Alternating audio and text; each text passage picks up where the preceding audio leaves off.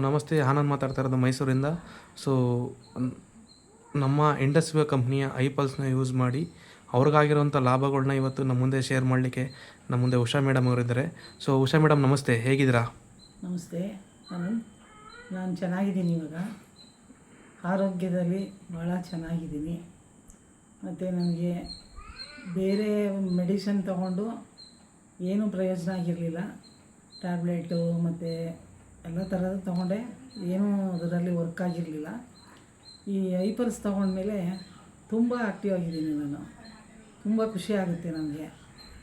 ಮತ್ತು ನಮ್ಮ ಮನೇಲಿ ಎಲ್ಲರೂ ಮಕ್ಕಳಿಂದ ಹಿಡಿದು ಎಲ್ಲರೂ ಸೊಸೆಯರು ಎಲ್ಲರೂ ಹೇಳ್ತಾರೆ, ಏನಪ್ಪ ಇಷ್ಟು ಚೆನ್ನಾಗಿ ಆಗ್ಬಿಟ್ಟಿದ್ದೀರಾ ನೀವು, ತುಂಬ ಚೆನ್ನಾಗಿ ಕೆಲಸ ಮಾಡ್ತಾಯಿದ್ದೀಯಾ ಅಂತ ಕೇಳ್ತಾರೆ. ಹ್ಞೂ ಕಣಮ್ಮ ತಗೊಳ್ಳಿ ನೀವು ಅಂತ ಹೇಳ್ತೀನಿ ಅವ್ರಿಗೆ.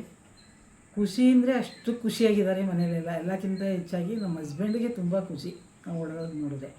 ಮತ್ತು ಒಂದು ಹಂತ ಹತ್ತಿ ಇಳಿಯೋಕ್ಕಾಗ್ತಿರ್ಲಿಲ್ಲ ನನಗೆ. ಇವಾಗ ಫಾಸ್ಟಾಗಿ ಹೋಗೋದು ನೋಡಿದ್ರೆ ನಮ್ಮ ಮನೆಯವರು ತುಂಬ ಚೆನ್ನಾಗಿದೆ ಕಣೆ, ತುಂಬ ಚೆನ್ನಾಗಿ ಓಡಾಡ್ತೀಯಾ ಅಂತ ಖುಷಿ ಪಡ್ತಾರೆ.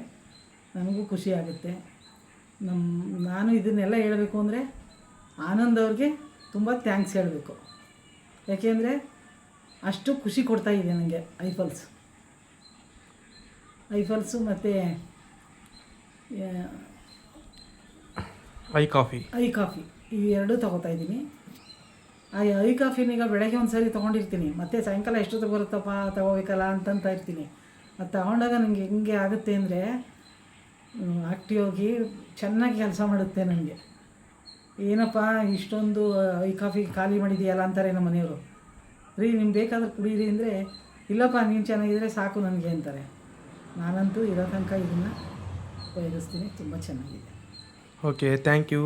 ಸೊ ನಮ್ಮೊಟ್ಟಿಗೆ ಉಷಾ ಮೇಡಮ್ ಅವ್ರಿಗಾಗಂಥ ಲಾಭಗಳನ್ನ ನಮ್ಮ ಮುಂದೆ ಹಂಚ್ಕೊಂಡ್ರು.